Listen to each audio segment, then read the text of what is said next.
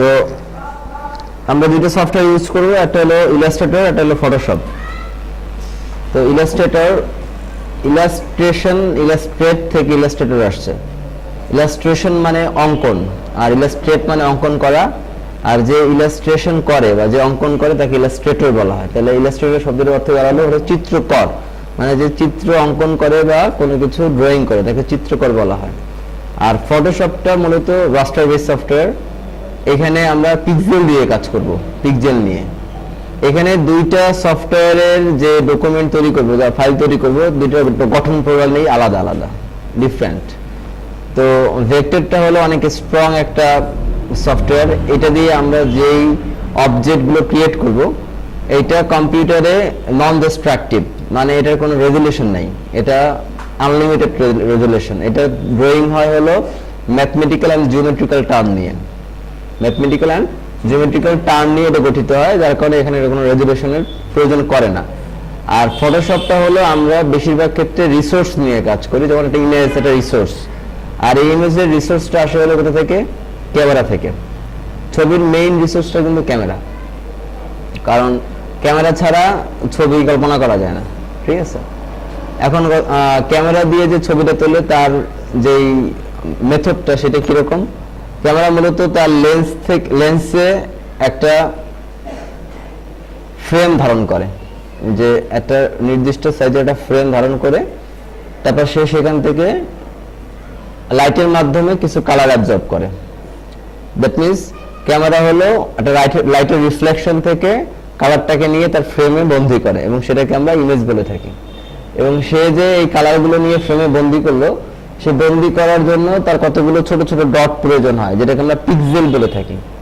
এবং এই ডটগুলো চার কোণা বরাবর হয়, ডটগুলো হয় চার কোণা বরাবর। যদি গোল হতো তাহলে একটা গোলের সাথে আর একটা গোল দিলে মাঝখানে গ্যাপ থেকে যায় না, কিন্তু পিক্সেলটা চার কোণা হয়, মানে কোনো গ্যাপ থাকে না।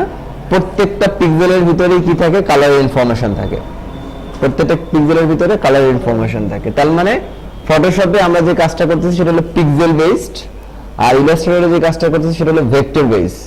এখন এই দুইটা জিনিস, কোনটা পিক্সেল আর কোনটা ভেক্টর, এইটা বোঝানোর জন্য আমাকে একটু সফটওয়্যারে যেতে হবে। হ্যাঁ, আসুন। এই যে উনি আসছিল, এই জন্য। তো এটা আমাদের কি করতে হবে যে আমরা যখন পিক্সেলে কোনো কিছু নিয়ে কাজ করব, তো পিক্সেলে কাজ করতে গেলে আমাকে অবশ্যই সেটাকে প্রত্যেকটা ইন্ডিভিজুয়াল পিক্সেল ওয়াইজ কাজ করতে হবে। আর ইলাস্ট্রেটরে কাজ করলে ইলাস্ট্রেটরের গঠন প্রণালী তাহলে আমাদের জানতে হবে, তাহলে ইলাস্ট্রেটরের গঠন প্রণালীটা কি, ওখানে কি কি জিনিস নিয়ে একটা অবজেক্ট তৈরি হয়। তো আমরা একটা ইলাস্ট্রেটরে যদি যাই, এটা নতুন পেজ আমরা নিচ্ছি, নতুন পেজ। ওকে, তো ইলাস্ট্রেটরে আমরা যদি একটা অবজেক্ট এখানে ড্রয়িং করি, এই অবজেক্টের বেসিক পার্ট কি কি, এখানে কি কি আছে মূলত সেটা আমাকে দেখতে হবে। একটা ইলাস্ট্রেটরে যখন একটা অবজেক্ট ক্রিয়েট হয়, তার বেসিক দুইটা পার্ট থাকে, অনলি টু পার্ট। একটা হলো অ্যাঙ্কার পয়েন্ট, আর একটা হলো লাইন। এই দুইটা পার্টে একটা ভেক্টর অবজেক্ট তৈরি হয়, অ্যাঙ্কার পয়েন্ট এন্ড লাইন।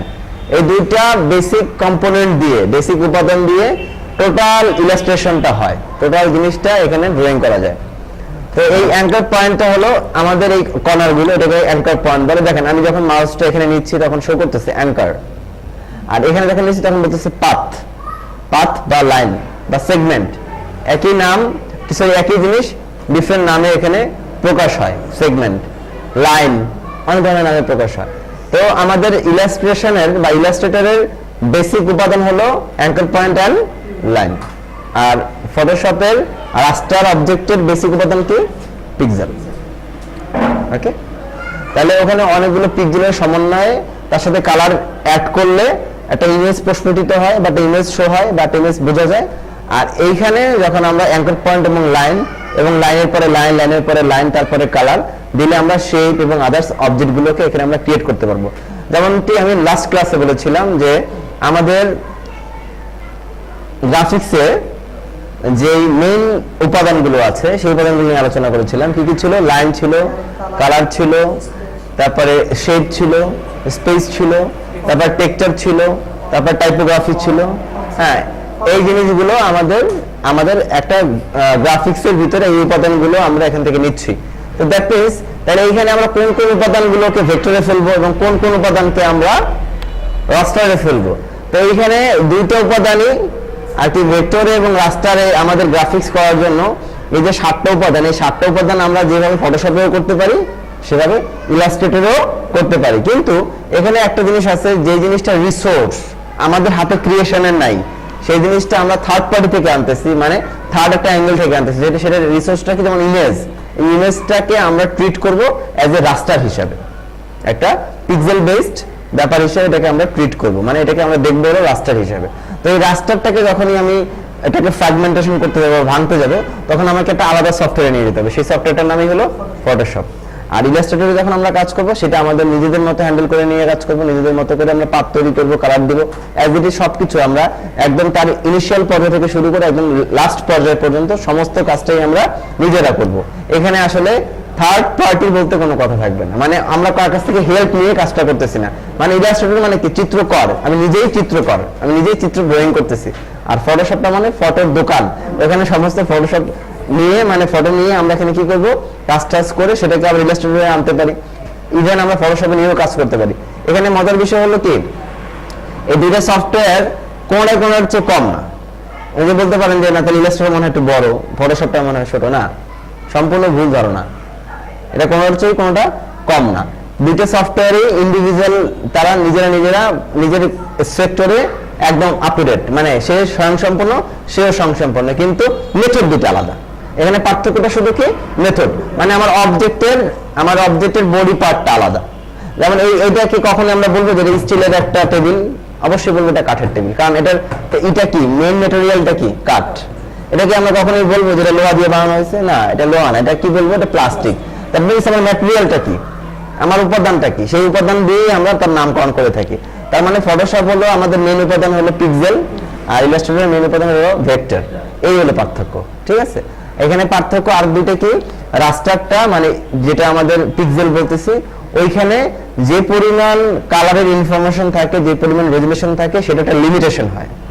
আর ভেক্টরে কি হয়, যা আমি ড্রয়িং করতেছি সেটা আনলিমিটেড এবং নন ডিস্ট্রাকটিভ, মানে সেটার যত বড় ছোট করি না কেন সেটা কোনো ধরনের প্রবলেম সৃষ্টি করবে না। সেটা কি আমি আবার একটু বুঝিয়ে দিচ্ছি। দেখেন এখানে যখন একটা আমি রেক্টেঙ্গেল ড্র করলাম, এই রেক্টেঙ্গেলের উপরে এই যে লাইনের উপরে একটা ব্ল্যাক কালো কালি দেয়া আছে বিধায় এখানে সেটা শো করতেছে, কিন্তু তার ফিলে সাদা কালি আছে বিধায় সেটা শো করতেছে না। তো আমি এখানে যদি একটা কালি দিয়ে দিই ফিলে, এটা ফিলে যদি আমি একটা কালি দিয়ে দিই, তখন সে লাল কালিটা ধারণ করতেছে। তো এই যে কালিটা দিচ্ছি, মানে আমি রংটা দিচ্ছি, এখানে আসলে কি আমি রং দিচ্ছি, লাইট দিচ্ছি। আমরা এই ডিভাইসের ভিতরে কোনো রং ইউজ করি নাই, এখানে অ্যাকচুয়ালি যে জিনিসটা আমাকে শো করতেছে এটা অনলি ফর লাইট। আর এখানে এই লাইটটা যে এমিট করতেছে, এই লাইটটা এমিট করতেছে সে গাণিতিক উপায়ে। যেমন আমাদের সূর্য থেকে যখন আলোটা পৃথিবীতে এসে পড়ে, এর ভিতরে অনেকগুলো ওয়েভ লেন্থ সে পার করে এখানে আসে। যেমন আমরা বলি আলট্রা ভায়োলেট রশ্মি, এবং এই আপনারা প্রিজম নামে একটা কাচের নাম শুনছেন নিশ্চয়ই, প্রিজম। ওই প্রিজমের ভিতরে সাদা আলো ফেললে তার দিকে 7টা আলো বেরিয়ে যায়, কালার বেরিয়ে যায়। তো ওই যে আলো আর ওই যে কাচ, ওর ভিতরে তো কোনো কালারের সংস্পর্শ নাই, তাহলে ওই আলো থেকে এবং ওই কাচের ভিতর থেকে এতগুলো যে কালার বেরোয়, এটার রিজনটা কোথায়, রিজনটা হলো ওয়েভলেন্থ, তরঙ্গ। এখানে আলোক তরঙ্গ আছে, যেমন বায়ু তরঙ্গ আছে তেমন আলোক তরঙ্গ আছে। তো এইটা নিয়ে সায়েন্স এত দূর আসছে, তো আমরা হয়তো বা ওইটা নিয়ে ঘাটি না, প্রয়োজন বোধ করি না, কিন্তু খুবই ছোট্ট একটা ইনফরমেশন, জাস্ট এটা জানলেই কিন্তু আমরা জিনিসটা ক্লিয়ার হয়ে যেতে পারি। তো এইখানে জাস্ট আমরা যেই মেথডে এখানে কালারটাকে প্রোভাইড করতেছি, এটা অনলি ফর লাইট, এই লাইটটা থেকেই আমরা কালারটা দিচ্ছি।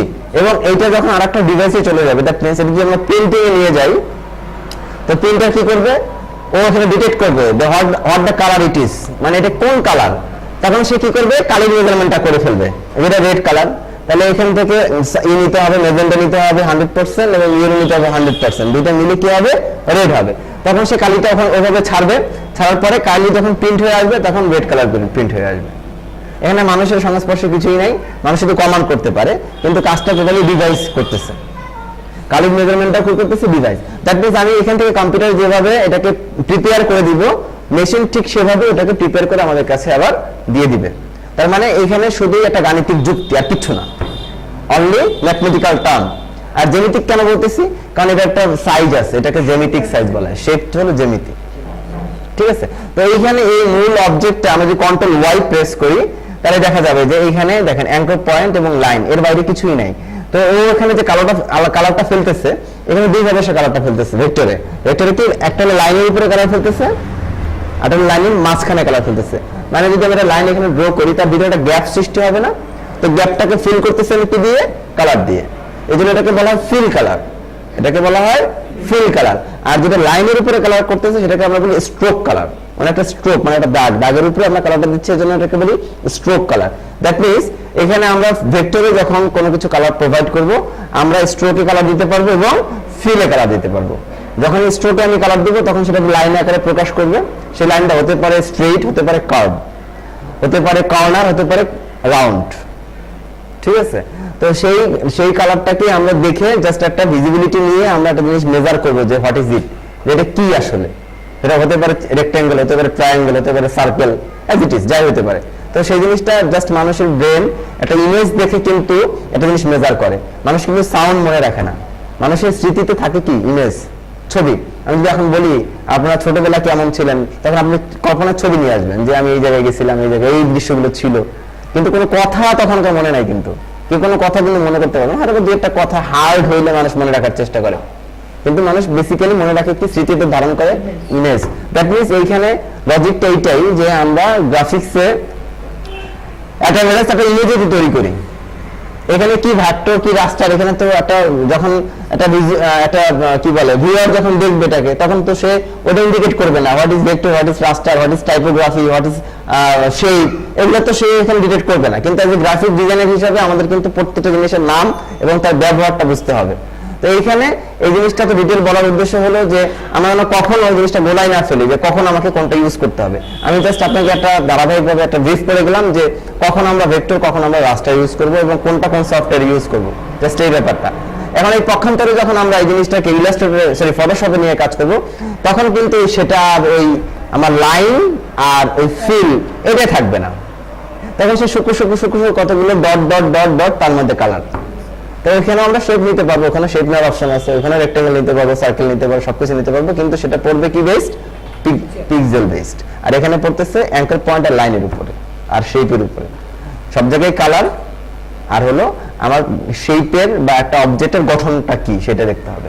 তো এই দুটো জিনিস যদি মাথায় ভালোভাবে ঢুকে যায়, দেন আমার মনে হয় না এটা নিয়ে আর কোনো প্রবলেম হবে। ঠিক আছে। দেখেন এখানে আমি একটা সার্কেল ড্র করি, এখান থেকে আমি এটার স্ট্রোক কালারটাকে ফেলে দিচ্ছি, জাস্ট এটা একটা সার্কেল। হ্যাঁ, তো সার্কেলটাকে আমি জুম করতেছি। হ্যাঁ, তো দেখেন এইখানে এই সার্কেলের এই যে আমার কর্নার এজ, মানে যেটাকে আমরা প্রান্ত বলি, এজ, একটা জিনিসের প্রান্ত থাকে না, যেমন এটার প্রান্ত হলো এই কর্নারটা, তো এইটার এজটা দেখেন একদম স্মুথ। আবার যদি আমরা এটা ফটোশপে যদি আমি একটা সার্কেল ড্র করি, এর ভিতরে যদি আমি একটা কালার দেই, রেড কালারে দিচ্ছি,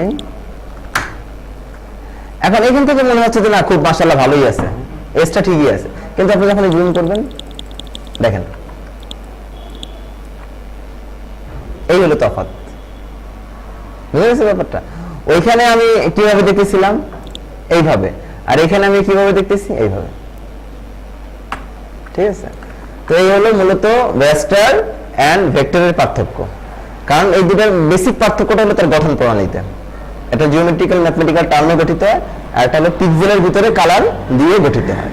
ওইখানে মূল উপাদান হলো পিক্সেল, আর এখানে মূল উপাদান হলো লাইন আর অ্যাঙ্কর পয়েন্ট। সিম্পল ব্যাপার। ওকে, তাহলে এখন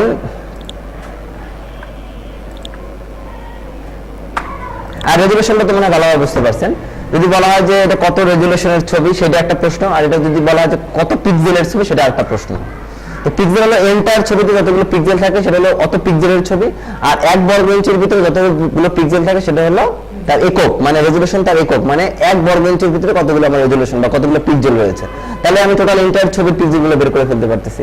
যদি বলি 72 রেজুলেশনের একটা ছবি, এই ছবিটা আছে 5 ইঞ্চি বাই 2 ইঞ্চি, কথায় কথা, তাহলে আপনি কিন্তু সহজে বের করে ফেলতে পারবেন টোটাল ছবিতে কত ইঞ্চি আছে। তাহলে 5 ইঞ্চির সাথে 72 গুণ দিবেন, আর এদিকে 2 ইঞ্চির সাথে 72 গুণ দিবেন, টোটাল ইঞ্চিটাকে আবার আপনি যোগ করলে আপনি ক্ষেত্রফল পেয়ে যাবেন যে কত পিক্সেল আমার এই ছবির মধ্যে আছে।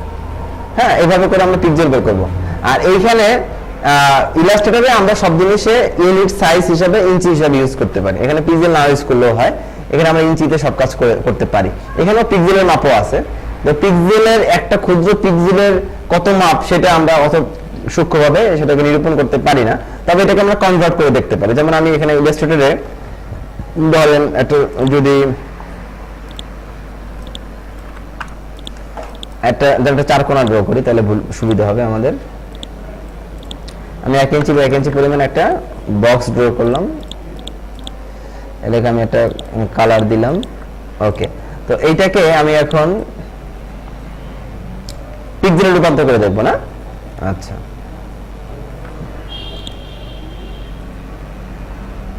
পিক্সেল, তো এখানে বাই ন্যাচারালি বাই ডিফল্ট 72 পিক্সেলকেই তারা কি করতেছে, ক্ষুদ্র একক হিসেবে ধরতেছে, মানে 72 পিক্সেলে 1 ইঞ্চি হয়। তাহলে আমার একক কি, পিক্সেলের একক হলো মানে 72 পিক্সেলে 1 ইঞ্চি হয়, মানে 1 ইঞ্চিরে যদি আমি ভাগ করি তাহলে 72টা পিক্সেল আমরা পাবো। এটা হলো একদম ডিফল্ট যেই হিসাব। তো দেখেন আমি 1 ইঞ্চি 1 ইঞ্চি নিয়েছিলাম, তাহলে এখানে কত ইঞ্চি কত পিক্সেল আসতেছে, 72/72 পিক্সেল আসতেছে। এটা হলো একদম বেসিক যেই মাপটা। তাহলে এখানে আরেকটা জিনিস আমরা একটু বুঝিয়ে বলি, সেটা হলো যে আমরা যখন প্রিন্টে যাব, সরাসরি প্রিন্ট কমান্ডে যাব বা কোনো কিছু প্রিন্ট করতে যাব, সেটা যদি আমরা ফটোশপে করে থাকি, তো ফটোশপে করলে আমরা কত পিক্সেল দিয়ে কাজটা করব, এটা একটা প্রশ্ন থাকতে পারে, কত রেজোলিউশন দিয়ে আমরা কাজটা করব।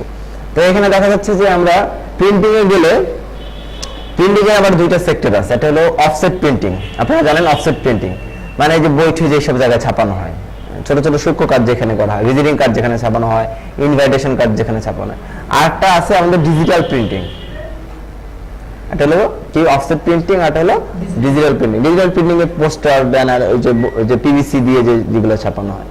এখন দেখেন আপনি একটা পত্রিকা বা একটা বই বা একটা ভিজিটিং কার্ড কিন্তু হাতে নিয়ে কাছে নিয়ে দেখেন, কিন্তু একটা বিলবোর্ড কি হাতে নিয়ে কাছে নিয়ে দেখেন? এখানে একটা ভিজিবিলিটির একটা ব্যাপার আছে, মানে আপনি আপনার প্রিন্ট করা বিষয়টাকে কিভাবে দেখতেছেন। দ্যাট মিন্স একটা ফেস্টুন বা একটা বড় ব্যানার বা একটা বড় পোস্টার বা বড় একটা বিলবোর্ড বা একটা পিভিসি ব্যানার, সেটা মানুষ একটা নির্দিষ্ট ভিউ থেকে বা নির্দিষ্ট দূর থেকে দেখে, আর যখনই জিনিসটা অফসেট প্রিন্টিং এ চলে যায় তখন সে হাতে নিয়ে কাছে নিয়ে দেখে। তাহলে আমার ওই জিনিসের যে পরিমাণ পিক্সেল লাগবে ইমেজ ইউজ করতে, আমার এখানে সেই পিক্সেল লাগবে না, বা দুটো একরকম হবে না, দুটো একরকম হবে না। এখন দুটো মজার বিষয় আছে, সেটা হলো কি, আপনি ছোট ছোট লেখা যদি দূরে নিয়ে যাওয়া হয় তখন সেটাকে আমরা দেখি না, আমাদের ভিজিবিলিটি বাইরে চলে যায়। আর যখন পিক্সেলগুলো ছোট ছোট হয় দূরে নিয়ে গেলে সেটাকেও আমরা দেখবো না। তার মানে আমার দূরত্বের কারণে বড় জিনিসটাকে আমরা মোটামুটি ভালো দেখি, ক্লিয়ার দেখি, কিন্তু ছোট জিনিসটাকে আর আমরা ক্লিয়ার দেখি না। তো এখানে আমাদের যখন ব্যানারে, বড় বড় ব্যানারে যখন আমরা পিক্সেল ইউজ করব, তখন এমনিতে তো সাইজটা বড় হয়ে যাবে, তখন যদি আমরা অধিক পিক্সেল দেই তাহলে আমাদের ফাইলটা অনেক ভারী হয়ে যাবে। ওইখানে আমরা 72 পিক্সেল দিলেই আমাদের ছবিটা স্পষ্ট আমরা দেখতে পাবো, কারণ ওইটার সাইজটা বড় থাকবে। পিক্সেল ডাজন্ট ম্যাটার, আমার 72 পিক্সেল দিলে আমি জিনিসটা দেখতে পাচ্ছি, কিন্তু ছোট জিনিস কাছে এসে দেখতেছি, তখন যদি আমি 72 পিক্সেল দিই তখন দেখা যাবে যে ওটা অনেকটাই ব্লার হয়ে গেছে। ওখানে আমাদের 300 রেজোলিউশন পিক্সেলের ইমেজ ইউজ করা শ্রেয় বা ভালো, কারণ এখানে সাইজটা ছোট, পিক্সেল একটু বেশি দিলে কালারটা একুরেট থাকবে, ভালো থাকবে। আর যখন আমরা ওয়েবের জন্য আউটপুট দিব, এটা বললাম না আমরা ইলেকট্রনিক্স মিডিয়া, ওখানে আমরা 72 পিক্সেল দিব। কারণ কি 72 পিক্সেল দেওয়ার রিজন কি, যদি আমি 300 পিক্সেল দেই, কারণ আমি জিনিসটা দেখতেছি কোথায়, ওয়েবসাইটটা কিন্তু আমার নিজের না। ওয়েবসাইটটা দেখেন, আপনি যখন একটা ফেসবুকে একটা ছবি আপলোড করেন, যেই পজিশনে আপলোড করেন, মানে 5 MB মানে 5 মেগাবাইটের একটা ছবি আপলোড করে আপনি ওইটা আবার পরের দিন নামাই দেখেন বা একটু পরে নামাই দেখেন ওটা কত মেগাপিক্সেল থাকে, কি হয়, রিসার্চ করে ফেলে। কারণ এত ভারী ভারী ফাইল যদি তারা ফেসবুকে আপলোড নেয়, একটা সময় ফেসবুক কচল হয়ে যাবে, নড়বেই না। তো এই জন্য কি করে, ওরা সাইজটাকে রিসাইজ করে ফেলে। আমরা যত পিক্সেলের ফাইল আপলোড দিই না কেন, সেটাকে আবার যখন আমরা ডাউনলোড করতে যাই তখন সেটা কি হয়ে যায়, রিসাইজ হয়ে যায়। কারণ কি ওয়েবসাইটে তার যে স্পেস, এই স্পেসে অনেক বেশি সাইজ দিয়ে রাখা দরকার নেই, জাস্ট একটা গ্লেন্স দেখতে যেন ঠিক আছে এটুকু বুঝলেই আপনার এনাফ। এরপর আপনি এটা জুম করে দেখবেন না। আমরা কি ফেসবুকে কোনো কিছু জুম করে দেখি বড় করে, হয়তো একটা ক্লিক করলে সেই জিনিসটা বড় হয়ে ভিউ হয়, কিন্তু জুম করে তো আর দেখি না।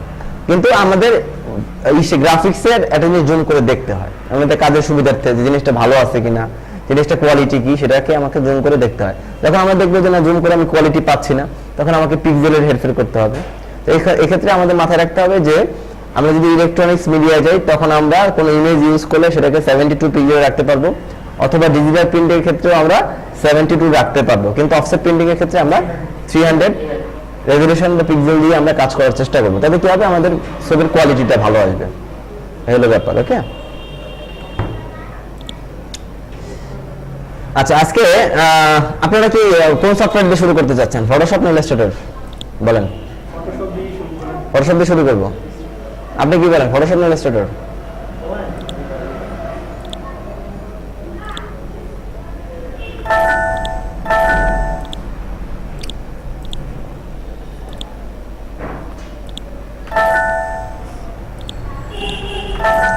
আচ্ছা, আমরা আজকে দুটো সফটওয়্যারের ইন্টারফেসটা দেখে রাখি, তারপর শুরু করারটা পরে। ইন্টারফেসটা কি এটা একটু আলোচনা করি। একটা সফটওয়্যার, যখন আমি একটা সফটওয়্যার ওপেন করব, ওপেন করার পরে সে যেই চেহারা নিয়ে আমাদের সামনে অ্যাপিয়ার হবে, এটাকে আমরা ইন্টারফেস বলি। আর এই ইন্টারফেসের ভিতরে একটা সফটওয়্যারের কি কি অংশ বিশেষ থাকে, এই জিনিসগুলো একটু নাম আমরা জেনে নেই, তাহলে আমাদের জন্য জিনিসটা সুবিধা হবে।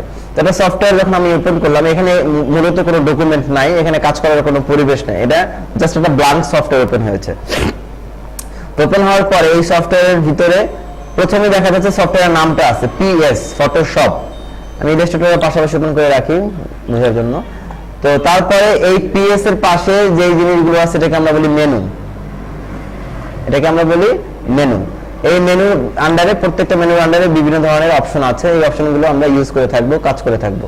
তো প্রথমে এটাকে আমরা বলি মেনু, এবং এই নিচের এই অপশনটাকে আমরা বলি টুলস অপশন প্যানেল বা টুল কন্ট্রোল প্যানেল। ঠিক আছে, এটা কার কন্ট্রোল? টুলস এর কন্ট্রোল। মানে একটা টুলস তো শুধু একটা আইকন নিয়ে এখানে ভিজিবল, একটা টুলস কি তার একটা আইকন নিয়ে ভিজিবল। এখন এই টুলস এর যে মেজারমেন্ট, তার যে প্যারামিটার গুলো, তার যে ভ্যালু গুলো, এই ভ্যালু গুলো আপ ডাউন করবো আমরা কোথা থেকে? এই টুলস কন্ট্রোল প্যানেল থেকে। তাহলে এটা কার কন্ট্রোল প্যানেল? টুলস এর কন্ট্রোল প্যানেল। মানে আমি এখন টুলস যদি চেঞ্জ করে দেখেন, এখানে কন্ট্রোল প্যানেল চেঞ্জ হয়ে যাচ্ছে। খেয়াল করেন, প্রত্যেকটা টুলসের সাথে সাথে কি হচ্ছে? কন্ট্রোল প্যানেল চেঞ্জ হয়ে যাচ্ছে। কারণ কি, প্রত্যেকটা টুলসের তো কন্ট্রোল একরকম হবে না, এক একটা টুলসের কন্ট্রোল একরকম হবে। যেমন আপনি যেটা কাঠমিস্ত্রির কথা চিন্তা করেন, হ্যামার দিয়ে সে বাটালের উপর যত দিয়ে জোরে বাড়ি দেবে, বাটাল দিয়ে কি হ্যামারের উপর বাড়ি দেবে? আসলে কি বাটাল দিয়ে হ্যামারের উপর বাড়ি দেওয়া যায়? যায় না। হ্যামার দিয়ে বাটালের উপর বাড়ি দিতে হয়। এবং বাটালের গঠন প্রণালী একরকম, কাজ আলাদা, আবার হ্যামারের গঠন প্রণালী এবং কাজ আলাদা। মানে কি, টুলস গুলো আমাদের আলাদা আলাদা। যেহেতু এটা একটা চিত্রশিল্প বা এটা একটা শিল্প, এখানে টুলস এর ব্যবহার আছে। প্রত্যেকটা শিল্পেই দেখবেন যে টুলস আছে। ডাক্তার বলেন, কবিরাজ বলেন, আপনি বারবার বলেন, তারপরে যে কোনো সেক্টরের পেশাজীবী মানুষের কথা চিন্তা করেন না কেন, চিত্রশিল্পী বলেন, অভিনয় শিল্পী বলেন, প্রত্যেকেরই কিন্তু টুলস আছে। তার নিজের কর্মক্ষেত্রে আলাদা আলাদা টুলস আছে, এবং সেই প্রত্যেকটা টুলসেরই ব্যবহার আছে, এবং ব্যবহার বিধির একটা পরিমাপ আছে। এই পরিমাপ গুলো কন্ট্রোল করবে কে? এই কন্ট্রোল প্যানেল। কার কন্ট্রোল প্যানেল? টুলস এর কন্ট্রোল প্যানেল। ওকে, তাহলে মানে আমি আমার মেনু বারের নিচে যেটা পাচ্ছি সেটা কার কন্ট্রোল প্যানেল? টুলস এর কন্ট্রোল প্যানেল। আর এই যে বক্সটা দেখতে পাচ্ছি এটা হলো টুল বক্স, এটাকে আমরা বলবো টুল বক্স। আর এই পাশে যে অপশনটা দেখতে পাচ্ছি এটাকে বলবো আমরা প্যালেট, এটাকে বলবো প্যালেট, নট প্লেট, হলো প্যালেট। ঠিক আছে, PALLET, প্যালেট। তাহলে আমরা কি কি পেলাম? চারটা মূল উপাদান পেলাম। একটা হলো মেনু, টুল কন্ট্রোল প্যানেল বা টুল কন্ট্রোলার, আর টুল কন্ট্রোল অপশন, যাই বলেন, বহুত নাম দেওয়া যায়, ডাজন্ট ম্যাটার।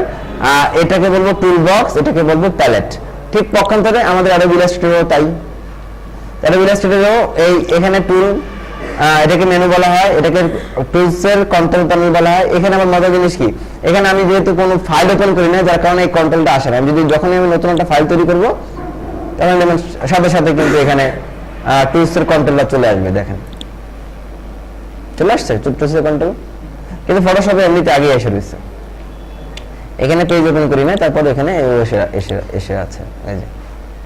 ওকে, আচ্ছা, তাহলে এই হলো ইন্টার ব্যাপারটা। এরপর আমরা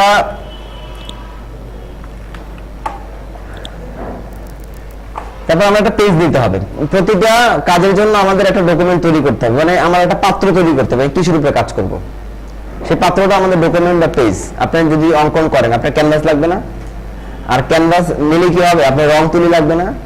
তো এই তুলিটা হলো আমাদের টুলস, রং আমাদের টুলস, ঠিক আছে। আর এখন যে ক্যানভাসটা নিচ্ছি সেটা হলো আমাদের, এটাকেও ক্যানভাস বলে, ফটোশপে আমরা এটাকে ক্যানভাস বলি। ফটোশপে যখন আমরা কোনো নতুন ফাইল ওপেন করি এটাকে আমরা ক্যানভাস বলি, যেমন এই ফাইলটা আমাদের ক্যানভাস।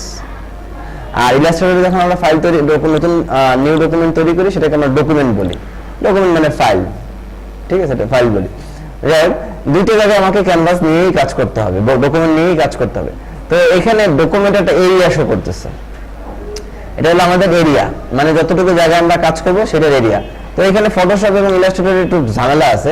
ফটোশপে আপনি যখন কাজ করবেন তখন এই এরিয়ার ভিতরেই আপনাকে কাজ করতে হবে, বাইরে আপনি কাজ করতে পারবেন ইচ্ছা করলেও। কিন্তু ইলাস্ট্রেটরের মজা হলো ইলাস্ট্রেটর ফ্রিডম, আপনি যে কোনো জায়গায় কাজ করতে পারবেন, কাজ করে করে আপনি এখানে এনে জমা করবেন, মানে এখানে এসে আপনি ফাইনালি আউটপুটটা দিবেন। কিন্তু ইলাস্ট্রেটরে আপনি যেই ক্যানভাস এরিয়া ওর মধ্যে আপনাকে কাজ করতে হবে। ইলাস্ট্রেটরে, হ্যাঁ ফটোশপে ইলাস্ট্রেটরে আপনার ফ্রিডম দেওয়া আছে। তো এই সফটওয়্যারটা যখন আমি নতুন কোনো পেজ ওপেন করতেছি, তো পেজের এখানে এই যে ডকুমেন্ট বা ক্যানভাসের এখানে যেই এই যেটা আর কি এখানে ওপেন হয়েছে তার এখানে একটা দেওয়া আছে যেটা আনটাইটেল 1 নামে ওপেন হয়েছে। মানে আমি এখানে কোনো নাম দেই না, সেটার জন্য এটা কি নাম নিয়ে আসছে, আনটাইটেল, মানে বেনামি। এবং এটা 66.7% কি হয়ে আছে, জুম আউট হয়ে আছে, জুম ইন হয় না। জুম ইন হবে কখন, 100% এর উপরে যখন চলে যাবে তখন জুম ইন হবে, আর 100 নিচে যখন থাকবে তখন জুম আউট থাকবে, ঠিক আছে। তাহলে এটা কি জুম আউট হয়ে আছে কত, 66.7%। আর এটা কালার মেথড কি, আরজিবি, এটা কালার মেথড আরজিবি। তো যখন আমি ফাইলটাকে ওপেন করতেছিলাম তখন আমি কিন্তু সিএমওয়াই কে নিয়ে নিতে পারতাম, এই যে সিএমওয়াই কে। আবার আমি এখানে রেজুলেশনও ঠিক করে দিতে পারতাম, আমি এখানে 300 রেজুলেশন নিয়ে নিতে পারতাম। আর এখানে কালারের প্রোফাইল আপনারা সবসময় দিয়ে রাখবেন হলো এসআরজিবি, দেখেন তো কোথায় আছে, স্ট্যান্ডার্ড আরজিবি দিয়ে রাখবেন।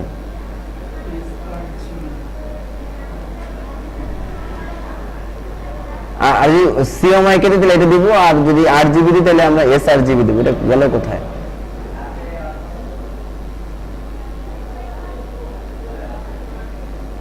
এসআরজিবি মানে স্ট্যান্ডার্ড আরজিবি, বুঝছেন।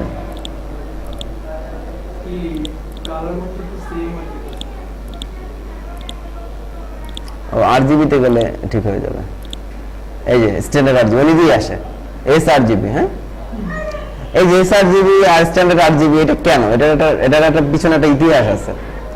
ছোট্ট করে বলে দিই ইতিহাসটা হলো, আমরা যে কম্পিউটার এখন চালাচ্ছি, আমাদের এই আপনাদের সামনে যে কম্পিউটারগুলো আছে, এটা মূলত মাইক্রোসফট প্রোগ্রামের কম্পিউটার এবং আইবিএম কম্পিউটার বলে আমরা, আইবিএম কোম্পানির। হ্যাঁ, আর একটা কম্পিউটার আমাদের মার্কেটে অ্যাভেলেবেল, সেটা হলো ম্যাক, অ্যাপেলের যে কম্পিউটারগুলো। তো আইবিএম এর যে কম্পিউটারগুলো এটা আমরা অনেক কম দামে সস্তায় কিনে থাকি। তো সস্তা কিনা অবস্থা তো জানেনি, ঠিক আছে। তো এই সস্তা কম্পিউটারের আমাদের এখানে যে কালারটা আমরা দেখতে পাচ্ছি এটা 100% একুরেট কালার না, কালারের ভেরিয়েশন আছে। কালারের ভেরিয়েশন কিন্তু বিভিন্ন ভাবে হয়ে থাকে।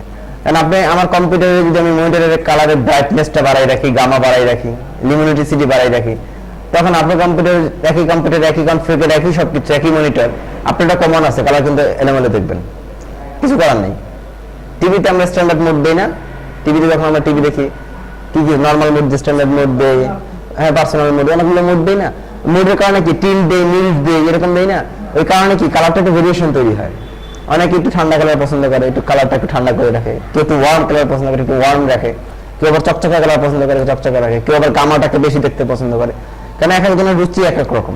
তো দ্যাট মিনস এই মনিটরগুলো তো সব ইলেকট্রনিক্স ডিভাইস এবং এটা সবকিছু ভেরিয়েবল, কনস্ট্যান্ট বলতে কিছু নাই, ধ্রুবক বলতে কিছু নেই, সবকিছুই ভেরিয়েবল।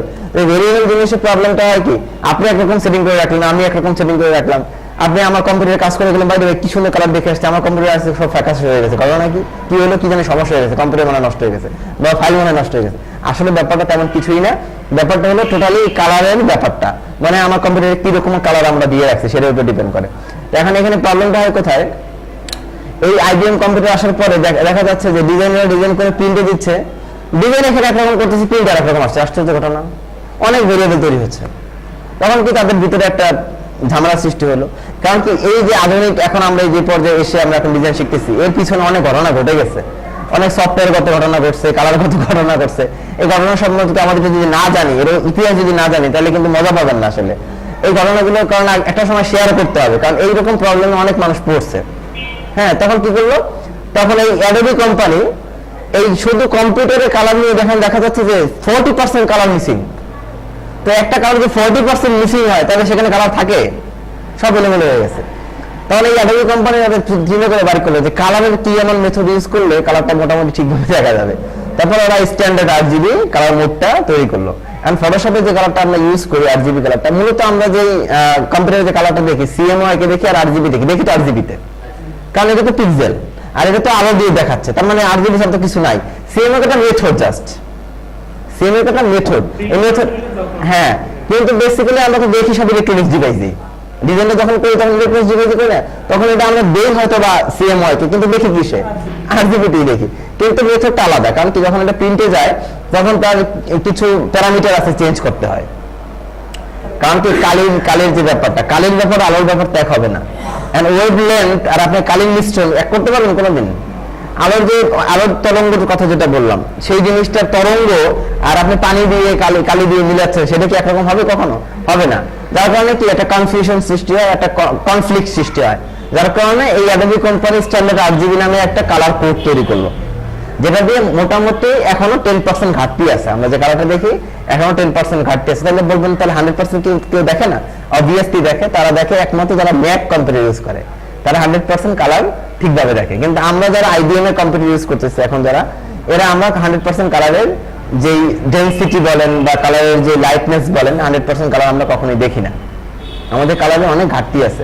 তার কারণে হয় কি, এখনো আমরা যখন ডিজাইন করি, যারা আমরা প্রফেশনালি যারা ডিজাইন করি, তখন আমরা যখন এই বিভিন্ন কালারের ইউজটা করি, তখন দেখা যায় আমরা একটু কালারটা কমাই দিই। কারণ কি, এই যে কিছু কালার আছে যেমন green colour, blue colour, red colour, এই কালারগুলো কিন্তু অনেক ডার্ক কালার, সলিড কালার একেবারে না। এই সলিড কালারটা দিলে আমি একটু কমাই দিই। কারণ কি, যখন এই যে কি বলে ডিজিটাল প্রিন্টিং এ যখন এটা প্রিন্ট হয়, তখন এই প্রিন্টটা যখন এই হেডটা যখন কালিটা ফেলে, ডিজিটাল প্রিন্টিং মেথড কিন্তু আলাদা। ও কিন্তু একসাথে 4টা কালি ফেলে, একসাথে 4টা কালি ফেলে যায়। তো যখন একবার ফেলে যায় তখন সে পুরো কালিটা ফেলে না, সেকেন্ড টাইম একবার স্টেপ ফেলে, থার্ড টাইম একটা স্টেপ ফেলে, ফোর্থ টাইম মানে 4 পাস, মানে একটা কালি সে 4বার পাস করে পূর্ণাঙ্গ কালিটাকে সে ফেলে। তো দেখা যায় একই কালি যখন 4বার পরে কালারটা অনেক ডার্ক হয়ে যায়, তখন সেক্ষেত্রে ডিজাইনের ক্ষেত্রে কালারটা একটু কমাই দিতে হয়। আর অফসেটের ক্ষেত্রে কিন্তু আলাদা। দেখেন এই মিডিয়া পার্থক্যের কারণে পুরো ইঞ্জিনিয়ারিংটাই চেঞ্জ, আপনার পুরো কৌশলটাই চেঞ্জ হয়ে যাচ্ছে। আবার যখন আপনি অফসেটে যাচ্ছেন, তখন কিন্তু এইটা আবার 4টা কালি আলাদা আলাদা প্রিন্ট হয় অফসেটে। যারা অফসেট প্রিন্টিং সম্বন্ধে জানেন তারা দেখবেন যে এখানে 4টা প্লেট হয়, মানে CMYK, cyan, magenta, yellow, black, এই 4টা কালি প্রিন্ট দেওয়ার জন্য 4বার কাগজ ঢোকাইতে হয় মেশিনের মধ্যে, এবং সে 4বারে 4টা কালি প্রিন্ট হয়। ঠিক আছে? তাহলে এখানে এই যে 4বারে 4টা কালি প্রিন্ট হচ্ছে, এই 4টা কালি কিন্তু একটা কালির সাথে একটা কালি মিক্সিং হয়ে কিন্তু একটা কালি তৈরি হচ্ছে। কারণ আপনি যে এত কালি, মানে এখানে তো শুধু সলিড কোনো কালি নাই, হ্যাঁ এখানে সবুজ আছে, তাহলে সবুজটা আমাদের কোনো বেসিক কালার। তো CMYK এর মধ্যে সবুজ কোথায়? সায়ান, মেজেন্ডা, ইয়েলো, ব্ল্যাক, এখানে তো কোনো সবুজ নাই। তাহলে এখানে নিশ্চয়ই দুটো কালির সংমিশ্রণে কালিটা হয়েছে। হ্যাঁ, এখানে দেখা যাচ্ছে কোনো ইয়েলো নাই, আছে কি কমলা। তো কমলা তো আমার কোনো বেসিক কালার না, তাহলে নিশ্চয়ই দুটো কালির সংমিশ্রণে কমলা হয়েছে। তার মানে একটা পার্সেন্টেজ একটু বেশি আছে, একটা পার্সেন্টেজ কম আছে, অথবা দুটো সমান পার্সেন্টেজ হতে পারে। যেমন ইয়েলো, এই যে গ্রিন কালি আমরা সায়ান 100% এবং ইয়েলো 100% দিয়ে গ্রিন তৈরি করি। আবার মেজেন্টা 100% এবং ইয়েলো 100% আমরা রেড তৈরি করি। এটা হলো CMYK এর ক্ষেত্রে। আবার কিন্তু RGB এর ক্ষেত্রে আলাদা। RGB এর ক্ষেত্রে কিন্তু আপনি আবার রেড কিন্তু 100% রেডই পাচ্ছেন। হ্যাঁ, তো যখন আমরা কালারের ক্লাস করবো এটা নিয়ে আরো ডিটেইল আলোচনা হবে। তো এখানে এই যে স্ট্যান্ডার্ড RGB কথা বলতেছিলাম, তখন ওরা যখন এই সমস্যাটা পড়লো, তখন স্ট্যান্ডার্ড RGBটা নিয়ে আসলো, যে মানুষ যেন অ্যাটলিস্ট চোখে ঠিক মতো মোটামুটি দেখে। প্রিন্টে এখানে চোখে ঠিক মতো দেখলে প্রিন্টও মোটামুটি ঠিক হবে। কিন্তু আমরা এই কম্পিউটারটাকে বলতে পারবো না যে 100% আমি যে ক্যালকুলেটর দেখতেছি এইটাই প্রিন্ট 100% হবে, এটা আমরা বলতে পারবো না, এটা বলা সম্ভব না। একমাত্র যারা ম্যাক ইউজ করে, অ্যাপল কম্পিউটার ইউজ করে, এরাই বলতে পারবে। এই জন্য ডিজাইনিং প্রফেশনটা একটু কি বলে আর কি, একটু এক্সক্লুসিভ এবং একটু এক্সপেন্সিভ না। কারণ আপনি একটা ম্যাকের কম্পিউটার দিয়ে কিনতে আপনাকে মিনিমাম 1 লক্ষ টাকা বাজেট করতে হবে। 1 লাখ টাকা বাজেট করে ডিজাইন শেখা একটু ঝামেলাপূর্ণ বিষয়। তো আপনি যদি বাজেট কম, তাহলে আপনাকে একটু সুযোগ সুবিধা কম নিতে হবে। ঠিক আছে, আপনি একটু ভুল ত্রুটি হতে পারে, কারণ এখানে আমরা কালারের কারেকশন যেহেতু করতে পারতেছি না, একটু আমাদের তারপরে মেজার করে করতে হবে। তবে এখানে আপনাদের একটা জিনিস মনে রাখতে হবে যে কালারের সঠিক কোড একমাত্র দিতে পারে হেক্সাডেসিমাল কোড। কালারের সঠিক কোড দিতে পারে একমাত্র হেক্সাডেসিমাল কোড। ওই যে আমরা ফান্ডামেন্টাল ক্লাসে বলেছিলাম যে সংখ্যা পদ্ধতি, এখানে হেক্সাডেসিমাল কোডেই কালারের একমাত্র সঠিক জিনিসটা আমরা দেখতে পারি। আদার্স যে জিনিসগুলো এটা দিয়ে আমরা আসলে কালার মেজারমেন্ট করতে পারবো না। যদি বলি যে ছায়া অমুক পার্সেন্ট পার্সেন্টেজের হিসাবে কালারটা একুরেসি আসে না। এখানে হেক্সাডেসিমাল কোড দিয়ে যদি আপনি কালারটাকে প্রিপেয়ার করেন দেন আপনি 100% কালারটাকে পাবেন। ঠিক আছে, ওকে। তাহলে নেক্সট ক্লাসে আমরা সরাসরি টুলস এর কাজগুলো দেখব। টুলস এর কাজগুলো একটার পর একটা ধারাবাহিকভাবে আমরা দেখব। টুলস এর পরে চলে যাব আমরা প্যালেটের পরে যাব আমরা মেনুতে। কারণ মেনুতে একদম লাস্ট কমান্ড। কারণ কি মেনুতে আমরা আগে যাই না কেন, এখানে কাজ করতে গেলে প্রতিনিয়ত মেনুতে আমাকে যেতে হবে একটা কমান্ডের জন্য। তো এই আমাদের ঘুরে ফিরে মেনুর কাজ এমনিতেই করতে হবে। এই জন্য মেনু আলাদা করে দেখানোর কিছু নাই, এখানে যাবতীয় যা কিছু আছে এগুলো আমরা সবই দেখতে হবে। এন্টায়ার সফটওয়্যারটাকে বোঝার জন্য আপনাকে টুলস গুলো ভালোভাবে ধরতে হবে, তার সাথে প্যালেটের ব্যবহারগুলো বুঝতে হবে এবং টুলস এর কম্পোনেন্টটা বুঝতে হবে, এবং তার সাথে সাথে আপনার কালার ইউজের যে মেথড এবং কালারকে কিভাবে সুন্দরভাবে ইউজ করা যায় সেই জিনিসটা জানতে হবে। একটা শেপ কিভাবে ড্র করতে হয় ভালোভাবে, একটা শেপ কিভাবে সুন্দর হয় সেটাকে আপনাকে জানতে হবে, এবং তার পাশাপাশি জিনিসটাকে কিভাবে সেট করে সুন্দর একটা ডিজাইন করা যায় সেই জিনিসটা জানতে হবে। এই টোটাল মেথড দিয়ে গ্রাফিক ডিজাইন হবে। ঠিক আছে, তাহলে আজকে এই পর্যন্ত থাক।